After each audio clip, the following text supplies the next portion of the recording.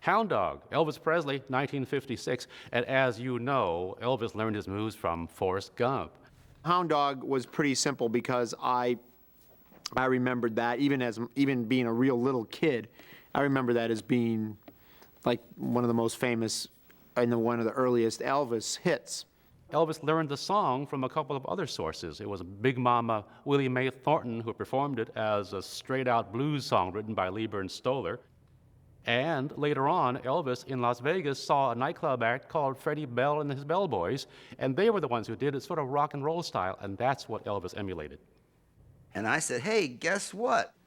He says, what? I said, we got this gigantic hit. He said, really? What is that? And I said, Hound Dog. He said, oh, you mean the old Big Mama Thornton record? I said, no. I said, some new white kid did it, named Elvis Presley. He said, Elvis who? Here's Rebel Rouser by Duane Eddy, 1958. This is, I guess, the first running scene in Forrest Gump because he's running away from a pack of hoodlums. We had a category of instrumentals as well, along with regionals and favorite artists and stuff. So, Joel suggested that it might be, some Duane Eddy type thing. So I started looking at the list and I said, well, let's try this. It's got the word rebel in the title. We're in the South. Now, Duane Eddy also had another song, another hit later on called 40 Miles of Bad Road. And I guess Forrest Gump ran some of those too. I don't know why I love you, but I do. Clarence Frogman Henry, 1961. A perfect song to reflect the South in Forrest Gump. It reflected what was going on in the scene. It was kind of like, it echoed from what Forrest was thinking about Jenny and what Jenny was really thinking about Forrest. One time I was in New Orleans and went to a nightclub that was owned by Clarence Frogman Henry on Bourbon Street. So I had the fortune of meeting him and telling him how much I loved his song. And he walked over to his jukebox, dropped a dime in, and played the song and then sang it live to me. I only know I'm lonely and that I want you only. I don't know why I love you, but I do. Priceless. Walk Right In, the Rooftop Singers, 1963. Jenny in Forrest Gump wanted to be a folk singer. So this song reflects and represents some of the folk hits of that period by the Rooftop Singers, by Peter, Paul, and Mary, by the Kingston Trio, and of course Trini Lopez. And If I Had a Hammer, we all remember that, don't we? I wanted some music to be representative of where Jenny's head was at. And of course, we were still in the early 60s. It was sort of like pre-hippie, she was kind of into the folk singing bohemian thing that was going on. But I wanted it to be something that would be on the radio. I thought it was perfectly used in the beginning of this era because it was in the very beginning. And I think it set a tone because it moved and it sort of was an up-tempo thing and it was quite different than like past folk things. It was more jazz-oriented and more drums and bass and all that kind of thing. Sugar Shack, Jimmy Gilmer and the Fireballs, 1963. Jimmy Gilmer, a band out of New Mexico. And this is a perfect song to match the moment in the movie where Forrest Gump has his kind of sexual awakening. The Fireballs didn't score again, well, pardon the pun, until a few years later, maybe 5 years later, with Bottle of Wine. I think Forrest could have used that too. Hanky Panky by Tommy James and the Shondells, 1966, a #1 song for the band, and it's used to in a scene in which some people are getting into some hanky panky at a nightclub where Jenny is working.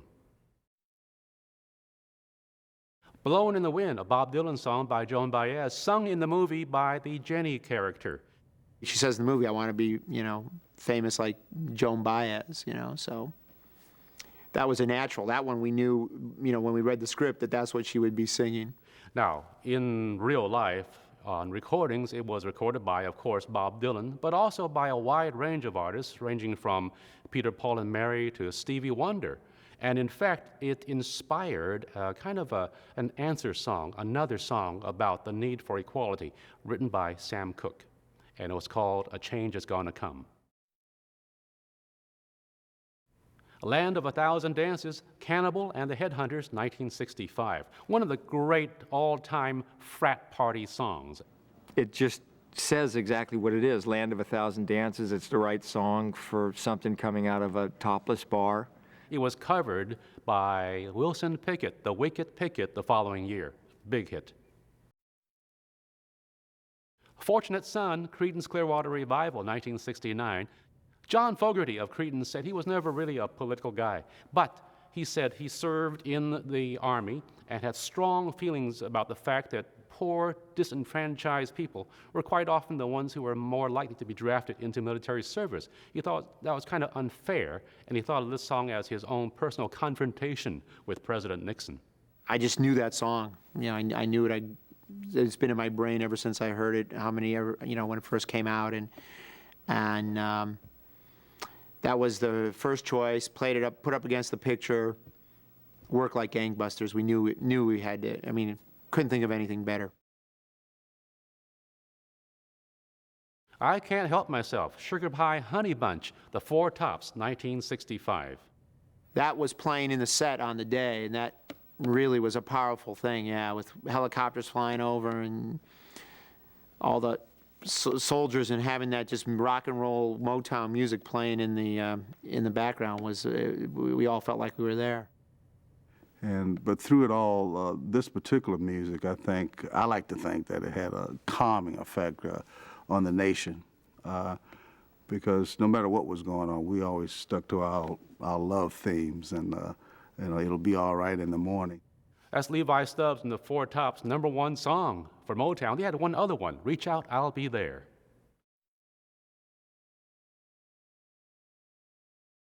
Here's Respect, Aretha Franklin, 1967. This song was written by Otis Redding, who recorded it himself. And Aretha Franklin recorded this during a week-long session for her first Atlantic Records album. And Tom Dowd, the engineer, was just amazed at how fast she worked. He said she would just sit down at the piano, play the song, record it, done. Rainy Day Women, 12 and 35, Bob Dylan, 1966.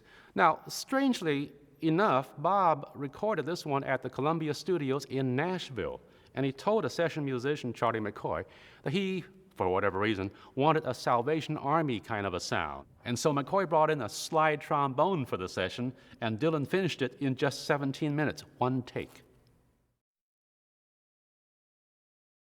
Sloop John B., The Beach Boys, 1966. The Beach Boys were one of the few American male groups to kind of weather the British invasion from a couple of years before, and they did it on a diet of songs about surfing and cars and California girls. But here in 1966, they began to broaden their palette with the folk song, Sloop John B. We said, well, we got Motown music playing, we should have some Beach Boys here too. Some guys be playing some Beach Boys music, and we played some different songs against it, and Sloop John B felt the best. You know there was somebody from California out there wishing that they had their surfboard and, a doobie and their girlfriend, and instead, they're there. All Along the Watchtower, Jimi Hendrix Experience, 1968, and this accompanies Private Gump and his fellow soldiers on patrol in the fields and paths of Vietnam. I wanted some big, loud, music to just smash us into a place where, suddenly, they're in the real war. I mean, Forrest has now got his equipment, he's carrying a gun, and the suggestion was, well, what about those opening chords of All Around the Watchtower? And we put that in the machine, and it was perfect. And this was Jimi Hendrix's only top 40 hit, amazingly enough. Even Purple Haze didn't make it. Soul Kitchen, The Doors, 1967. This one accompanies the soldiers still going through various parts of Vietnam on patrol, but it was actually inspired by a restaurant in Venice Beach outside Los Angeles where the Doors often hung out and ate. California Dreamin', the Mamas and the Papas, 1966, and this is about as literal as you can get. John Phillips and Michelle Phillips are living out of a funky hotel room in New York City where all the leaves are brown and the sky is gray, and they're thinking about California. And he said, listen to this, I'm writing a song. All the leaves are brown and the sky is gray. I've been for a walk on a winter's day. He says, well, I said, it's beautiful, John, it's beautiful. He says, well, get up, help me write it. It refers to specifically what Jenny's dreaming about, but it works great, and it's just so melancholy with these guys, you know, trying to sleep in the rain in the mud of Vietnam. For what it's worth, Buffalo Springfield, 1967. This is pretty ambiguous as political statements go, but sometimes that's the best kind of a protest song so that a person can apply it to whatever event or incident he or she might like. In this particular case, Stephen Stills and Neil Young, who were two of the leaders of Springfield, said that they were inspired by the Sunset Strip riots of the mid-60s when police were trying to clear the huge crowds that thronged along Sunset Strip. Another classic anthem of the unrest that was going on in the 60s, but it just was emotionally perfect for when we started that sequence. What the world needs now is love, sweet love. Jackie DeShannon, 1965, a real gentle protest song written by Burt Bacharach and Hal David, and Jackie DeShannon had the hit with it. It was also recorded by Dionne Warwick. Now, Jackie herself was a fine songwriter, and her own song was another gentle protest song, Put a Little Love in Your Heart. Break on through to the other side, The Doors, 1967. This is actually part of a montage of Doors songs along with Hello, I Love You and People Are Strange. I've always been like a major Doors fan my whole life, so I knew all the Doors songs, and I just started playing the Doors up against the Images, and that one seemed to work perfectly with the sort of rhythm that Forrest was playing ping pong. It was like too perfect. The Doors rhythm and the sound of the ping pong balls going back and forth set up a whole new kind of rhythmic structure, and I thought, this is excellent. This is what music and cinema is all about, the marriage of the two things, a perfect juxtaposition. When we first approached them to license the 3 songs for the ping pong sequence, they had said, no, we could only have one. So finally, Joel, in all of our frustration, he said, well, look, if you've got the nerve, and I think we should do it, let's just screen it for the surviving Doors and just see what they say. So he said, well, okay. So we screened it. The word came back, not only can you use the 3 songs, go ahead and put Doors songs wherever you want in this movie. I remember that the Doors told me, or at least Ray Manzarek told me, that Break On Through didn't break on into the charts despite their best efforts. In fact, the Doors trooped down to these offices of Elektra Records one evening and sat at telephones and called a DJ at a radio station to request their own song. So they would disguise their voices and everything, but it didn't work. Fortunately, their next single was Light My Fire. Mrs. Robinson, Simon and Garfunkel, 1968. And here's to you, Mr. Gump, as you get your Medal of Honor. You know, one time, Paul Simon told the story about being on the Dick Cavett show, and one of his fellow guests was Mickey Mantle of the Yankees. And during a commercial break, Mickey turned to Paul and said, hey, that Mrs. Robinson, why didn't you use my name? And Paul Simon said, oh, well, it was just a matter of syllables, you know? It was just the way the song broke. And so it really wasn't a personal statement on whether or not Mickey or Joe deserved to be in the song more, but DiMaggio just fit. Volunteers, Jefferson Airplane, 1969. Well, this is really a perfect song to go along with a protest scene in the street. But the thing is, it began with Marty Balin of the Jefferson Airplane up in the mansion in which, the big house in which the airplane all kind of lived. And one morning I was disturbed from a hangover by these cans being rattled and thrown around on the street outside the window, and I opened it up and there was a Volunteers of America truck out there, you know, picking up this stuff, and I just leaned over and wrote, you know, hey, look what's happening in the street, you know. Got a revolution, Volunteers of America, you know, the whole thing. And then that day I gave it to Paul and said, hey, you know, maybe you can use this. And then that night he, at rehearsal, had the music to it. And we started doing it, and it took on a political connotation for people. But it's really just about garbage being noisy down from Marty's bedroom. Hey Joe, Jimi Hendrix Experience, 1967. You know, this is a slowed-down version by Jimi Hendrix of the original tune as done by the Leaves, a kind of a garage band out of Northridge, California. They did not have the Jimi Hendrix Experience. Where have all the flowers gone? Kingston Trio, 1962. This is heard and sung outside the White House in Forrest Gump. This, along with We Shall Overcome and Blowin' in the Wind, were pretty much the songs you often heard or even sang along to at all the various civil rights and anti-war protests of the early to mid-60s.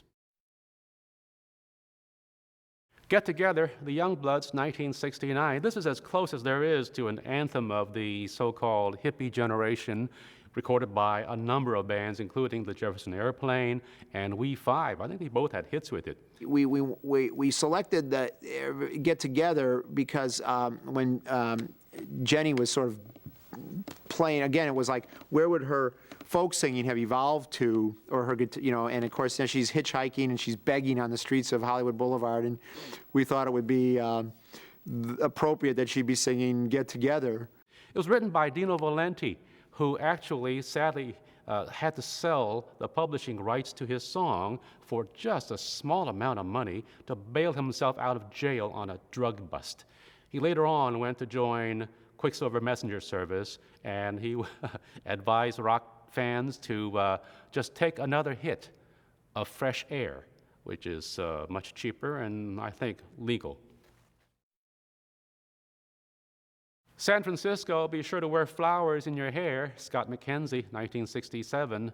This was a song that was written for the people who were planning to attend the Monterey Pop Festival in Northern California in June of 1967. The singer Scott McKenzie told his buddy John Phillips about the fact that maybe there should be a song about this.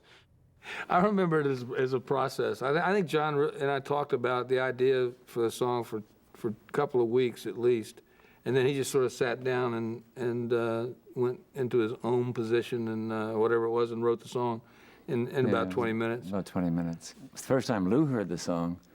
He said, God, we got to do this song immediately. And we went in the studio the next day, I think, and recorded it, which was a Tuesday. And by Friday, it was on the radio. And by Monday, it was a hit. I mean, it was just Turn, Turn, Turn, The Byrds, 1965, and this is another song by the great Pete Seeger, based it on a poem that appeared in the King James Version of the Bible. In ancient Hebrew and in many traditions, a poem is a poem because it has things repeated, like that opening, to everything, a time for this, a time for that, a time for the time, a time. And that word is repeated. That makes it a poem. The words are timeless. They're from Ecclesiastes, and the melody is a simple melody, but a very melodic one. And I think my love of Pete Seeger and his way of performing inspired me to want to do anything that he wrote. It's so unassuming and so unpretentious and so clear, you know. It just translated into our thing, you know. It hit our chemistry perfectly. Pete added the phrase, turn, turn, turn, and then in the line, time for peace, he adds the words, I swear it's not too late. A wonderful song, so reflective of a mood. Joel and I knew that that song was going to be in the movie somewhere, and we weren't quite sure where we were going to put it, and we knew it was going to be in that phase of, you know, because it was the time it had to be right. So Pete Seeger embellishing a poem and making it a folk rock standard. Aquarius, Let the Sun Shine In, Fifth Dimension, 1969. This is from the musical Hair, of course, a mashup of two songs that worked really well. We were so excited about that song. All 5 of us were saying, "Did you hear that song? We've got to record that song." Right. So we called our producer, Bones Howe, and we said, "Bones, we've heard this song. We've got to record it. We think it's a #1 record." And so Bones said, "Well, you know, the song's been recorded a few times." He said, "and nobody's been able to make a hit out of it. Well, let me think about it." It was a #1 record for 6 weeks in 1969. Members of the Fifth Dimension were thrilled that their song was used to match the moon landing scene in Forrest Gump. That was a song that I just knew had some kind of resonance to setting us in some time. It was the age of Aquarius. I said, I just knew that we had to make a reference to that. Joy to the World, Three Dog Night, 1971. In the early 70s, the world is beginning to come to accord with China. This song was written by Hoyt Axton, whose mother, Mae Boren Axton, actually was in the music business too, and she wound up with a writing credit on a song that was done by and became the first big hit for one of Forrest Gump's co-stars, the first musician he meets in the movie, Elvis Presley. You do remember Heartbreak Hotel. Everybody's Talking, Nilsson, 1969. One of the great unsung artists of his era, Harry Nilsson. His big moment came when this very song was used in the 1969 movie, Midnight Cowboy. In fact, the scene in Forrest Gump in which the song is used is kind of a tip of the cap to that movie. When Forrest is like wheeling Lieutenant Dan through the traffic, it just kind of haunts back to Ratso Rizzo and John Voight cruising through New York and the song playing. And it was just terrific. I mean, I couldn't believe Bob pulled that off. It's so great. Stone Love, The Supremes, 1970. This was a call for peace and love in a time of war. For the Supremes, it was their last top 10 hit, although they did stay together until 1972.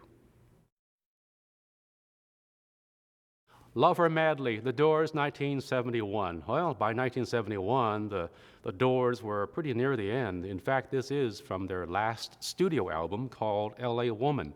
It did generate a couple more hits for them, though, Love Her Madly and Riders on the Storm. And then Jim Morrison was off to Paris, never to return. Let's Work Together, Wilbert Harrison, 1970, a song that accompanies a wild party scene in Forrest Gump. Wilbert Harrison, his first hit was Kansas City a number of years before this one, and then this one became so popular it was covered by a lot of different bands, including Canned Heat, Brian Ferry, and even the Kentucky Headhunters. Raindrops Keep Falling on My Head, 1970, B.J. Thomas, who has said that this Burt Bacharach song was a favorite of President Lyndon B. Johnson's and was heard around the White House. Well, LBJ, of course, was one of Forrest Gump's co-stars. And I've always been real proud of the fact that it was Burt Bacharach's first gold record. And I already had 4 gold records, and of course he was 10 times the star that I ever became. But I was very proud of the fact that I had his first gold record. Tie a Yellow Ribbon, Tony Orlando and Dawn, 1973. You know how people and organizations use different colored ribbons to signify causes? Pink ribbon, yellow ribbon, blue ribbon. It has come to symbolize the hope that people have for the safe return of loved ones from afar.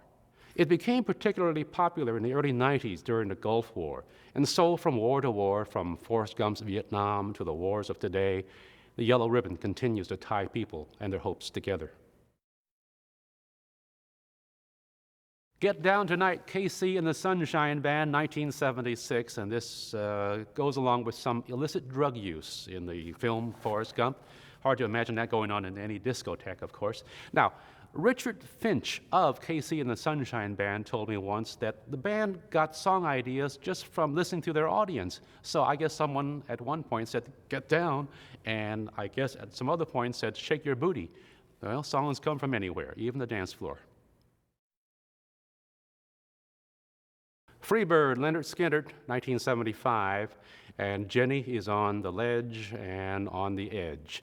and it was real touching where they put Freebird was too, because that's really the only song that could have fit there. She was a Freebird, you know, that's what it was about, and you couldn't change her, and she wasn't about to change, so. Actually, Leonard Skinner wrote the song in tribute to a fellow Southern rocker, the late Duane Allman. Mr. President, have pity on the working man. Randy Newman, 1974. Now, this was not a hit. Randy Newman had very few, in fact, only one commercial hit record, and that would be Short People. For some visceral reason, you just put Randy Newman up against that section of the picture, and it just works. And Mr. President seemed to be lyrically the right song for what was going on at the picture at the time.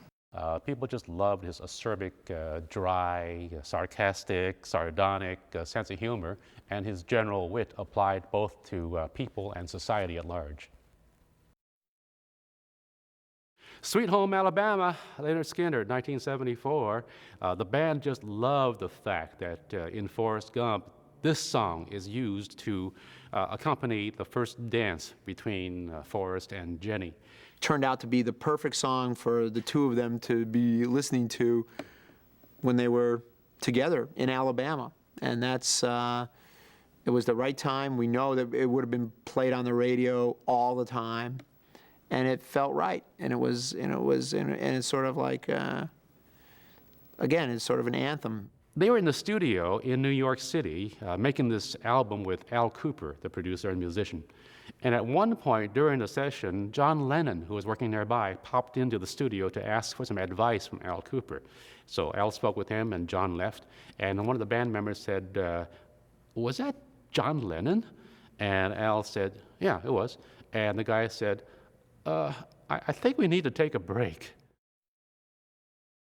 Running on Empty, Jackson Browne, 1978, and this is a perfect kickoff song as Forrest begins his long run around the country. The image of Forrest Gump running down, just running and keeping running, and then actually being okay with just running and keep, not worrying about, where he'd been or where he's going is, it's a great metaphor for how we get through our lives. I've always loved that song, and I thought it was just so appropriate in its lyrics, and I thought it was perfect for the time in chronology, and so and it just sort of kicked off Forrest's run in a really energetic way, and that was one that I always thought of early on. Jackson Browne has said that this is simply a song about running out of gas, running out of options, not knowing where you're headed, but maintaining nonetheless, just carrying on.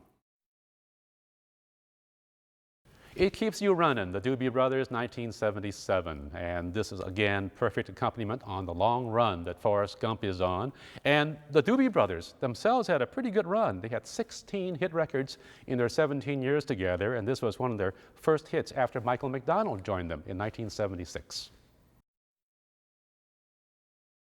I've Got to Use My Imagination, Gladys Knight and the Pips, 1974, and this is co-written by one of the great rock and roll songwriters of all time, Jerry Goffin, who, of course, worked with Carole King and produced a Hall of Fame full of hit records. Here he is working with Barry Goldberg, who's a blues artist and a member of Electric Flag.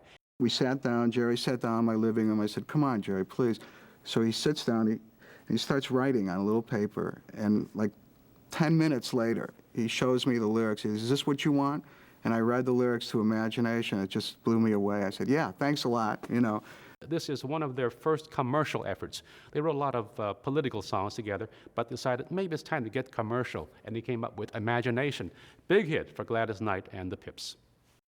Sometimes there are songs that, don't come from, it's just the syntax, of the song, and the idea that sort of carry you through it.